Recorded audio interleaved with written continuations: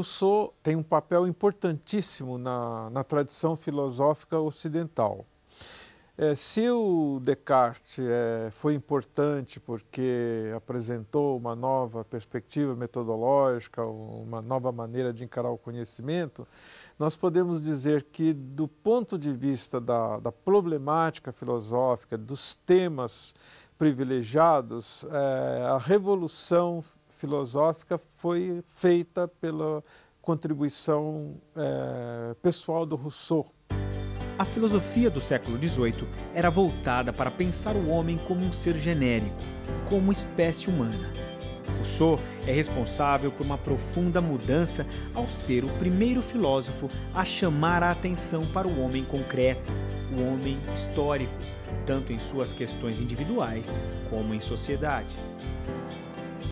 Rousseau está muito preocupado com a felicidade humana, mas com a felicidade humana a ser realizada e conquistada aqui, nas condições concretas, ao contrário do pensamento metafísico tradicional, que tendia a deslocar esta felicidade para um momento posterior à própria existência histórica dos homens. No século XVIII, o mundo ocidental vive grande efervescência. Um período de profundas transformações históricas, sociais e culturais na Europa, com a afirmação do iluminismo e do naturalismo. Conforme o pensamento dominante na época, Rousseau reconhece o papel prioritário que a razão natural tem na busca de esclarecer o sentido da existência humana. Rousseau interagiu com os enciclopedistas, com os teóricos da Revolução Francesa e com os empiristas ingleses. Debateu com seus contemporâneos as principais teses desse novo momento da filosofia, que se libertava da metafísica da escolástica. É nesse período que vai se constituindo o pensamento político, porque nós temos pela primeira vez na história a possibilidade de ver se constituírem as primeiras nações, os primeiros estados e se colocando a questão concreta do poder. Faz parte de todo este clima, né, bem representado pelo evento da Revolução Francesa, a discussão do papel do todo da sociedade, do povo, no exercício do poder.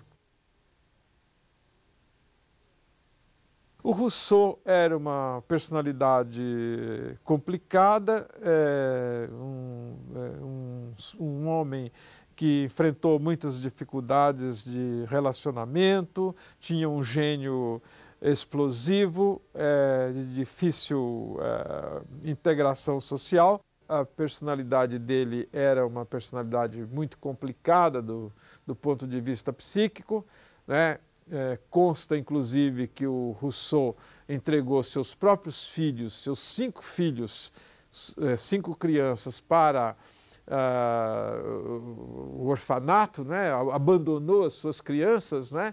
Mas isso não tira de maneira nenhuma o mérito dele, né? Das suas ideias, das suas preocupações, né? Que o homem Rousseau, o indivíduo concreto Rousseau, não compromete o Rousseau pensador. Embora, obviamente, até por coerência com a teoria dele, isto não estivesse desvinculado. Com todos os problemas pessoais que ele enfrentou, problemas familiares, problemas de relacionamento, ele, com tudo isso, enfrentando inclusive a crítica severa, particularmente da Igreja, ele deixou uma significativa obra escrita, não num sentido puramente teórico, um trabalho, digamos assim, que fosse puramente abstrato, mas sempre com a preocupação de dar uma resposta muito concreta aos problemas colocados pela sociedade europeia daquele período. Procurou elaborar sugestões para o governo, os diferentes tipos de governo que estavam sendo ensaiados naquele período histórico. O Rousseau vê o homem surgir na natureza, inserido na natureza, em perfeita harmonia com essa própria natureza. Veja como nós estamos longe daquela ideia da essência humana, da natureza humana, como se vê na filosofia clássica, mas o homem já surge, já emerge na natureza como parte da própria natureza. E nessa condição de um ente que brota da própria natureza, o homem era parte integrante dessa natureza e compartilhava das mesmas qualidades dessa natureza. Para Rousseau, o homem nasce feliz e perfeito, profundamente integrado à natureza. O convívio em sociedade, com o progresso intelectual e racional, é que vai perturbar essa harmonia. Toda a problematização que ele faz é exatamente de tentar explicar por que o homem, sendo naturalmente um ser bom, ele se encontra ele se manifesta tão mal no âmbito da sociedade.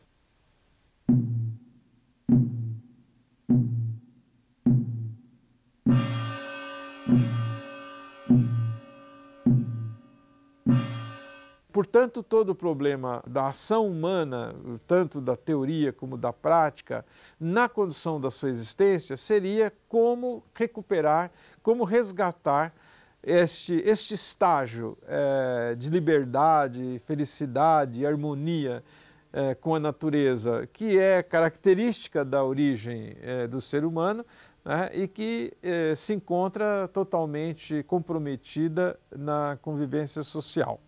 E é nesta linha que todo o seu investimento intelectual, toda a sua reflexão filosófica vai passar muito no sentido vai muito na linha de, primeiro, fazer um diagnóstico, uma descrição das nossas misérias, não é? Mostrar como esses grilhões nos escravizam e, ao mesmo tempo, apontar na direção daquelas novas condições que poderiam nos trazer a felicidade. E é por isso que o Rousseau, ao modelar, né, ao vislumbrar esta nova sociedade, ele tem necessidade também de pensar numa educação diferente do que aquela que estava sendo praticada no seu momento histórico e a qual, sem dúvida alguma, se devia o desenvolvimento das ciências e das artes, mas que tinha trazido como consequência esta perda da felicidade, esta perda da liberdade e da vontade humana. Rousseau era profundamente influenciado pelo naturalismo, que marcou o Renascimento e a Idade Moderna. O pensamento vigente considerava o mundo natural, o mundo material, como uma entidade dotada de autonomia. É o que se chama na filosofia de cosmocentrismo, em oposição ao teocentrismo da Idade Média. Para os pensadores do período moderno, a natureza não precisava da intervenção divina. Mesmo aqueles filósofos que acreditavam em Deus tratavam a natureza como uma entidade autônoma e como centro de seu objeto de estudo. Do nosso antigo teocentrismo da Idade Média, nós passamos para um cosmocentrismo no Renascimento e no começo da Idade Moderna e chegamos no século XVIII, já focando muito a imagem do homem, a importância do homem, e vamos entrar nesta fase do pensamento ocidental em que predomina esse antropocentrismo. O naturalismo em filosofia é exatamente esta afirmação da autonomia das condições naturais de existência, tanto do mundo, né, como do próprio homem neste mundo. E assim como a ciência vai procurar explicar, resolver todos os problemas e dificuldades que nós temos em explicar o próprio mundo, a ciência vai tentar explicá-lo, resolver esses problemas, analisando, pesquisando esta própria realidade natural, transformando a natureza no seu objeto de conhecimento e usando tão apenas as luzes naturais da sua razão que faz parte dessa própria natureza para encontrar esta explicação. Ou seja, ao contrário do que ocorria na filosofia metafísica da Idade Média, não se recorrerá mais a contribuições da revelação divina, não se apelará mais à fé. Diferentemente do que pensavam os positivistas e filósofos como Descartes, Rousseau não vê a natureza como máquina. Para ele, o entrosamento entre o homem e a natureza se dá na dimensão do sentimento, de um envolvimento de sensibilidade do qual a fria razão matemática não pode dar conta. Que o homem não pode ser tratado pura e simplesmente como um fragmento dessa natureza, como um fragmento material, objetivo dessa natureza, mas, evidentemente, esta relação envolve uma densa sensibilidade que precisa ser levada em conta.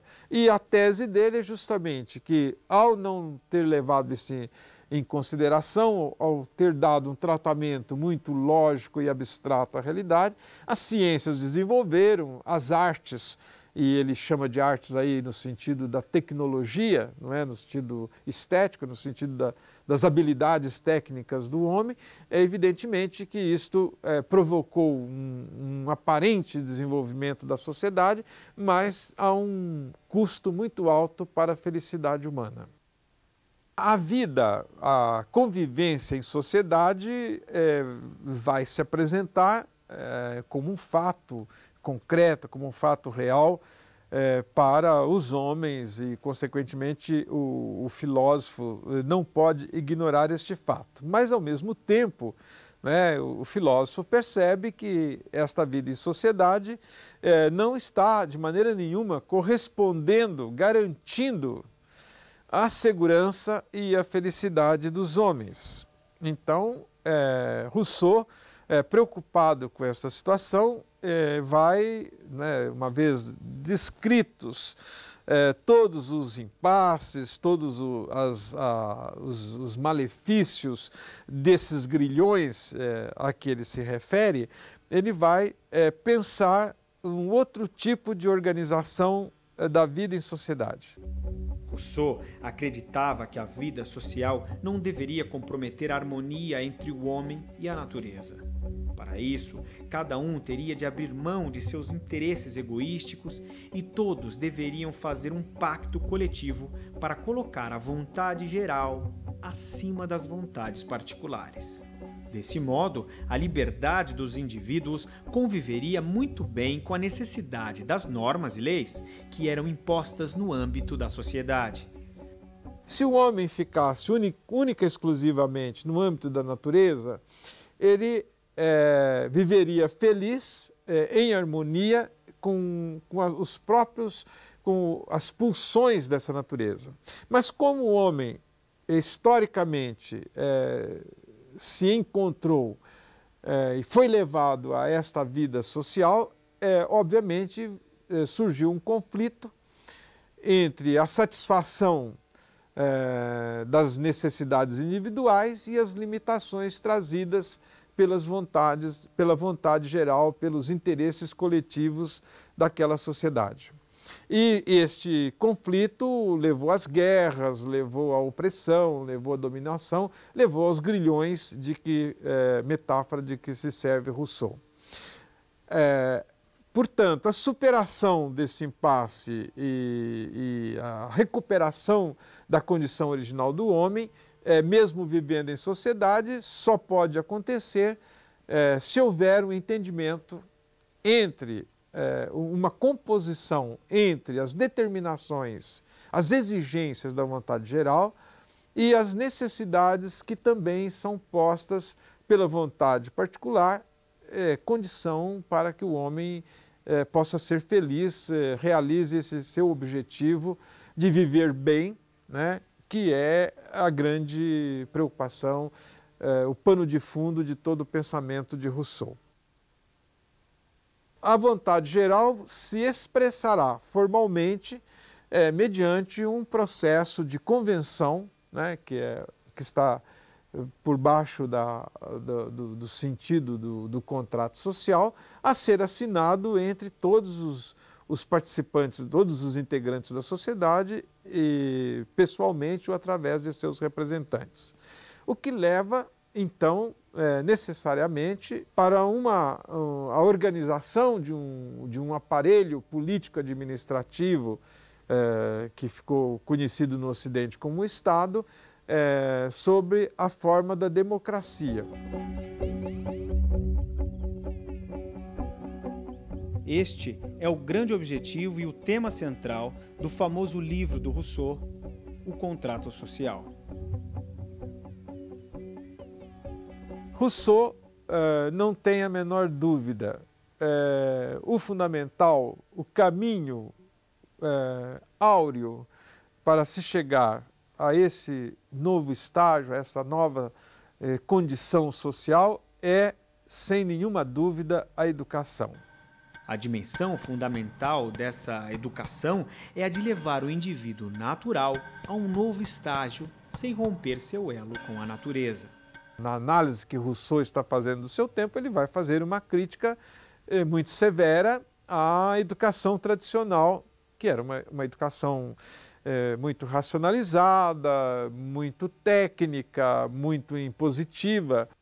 Daí nós já estamos vendo por que o Rousseau é considerado o pai da educação moderna, porque ele é o primeiro pensador e o primeiro teórico da educação a realmente levar a sério a criança, a reconhecer a importância desse estágio como uma referência para o desenvolvimento.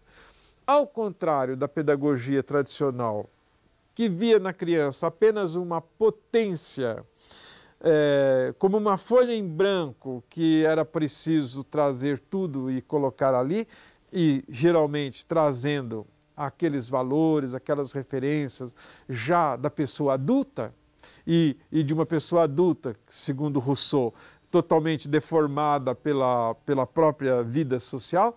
O Rousseau alerta pela primeira vez na história que é preciso levar em conta, tomar com muita seriedade o próprio modo de ser da criança.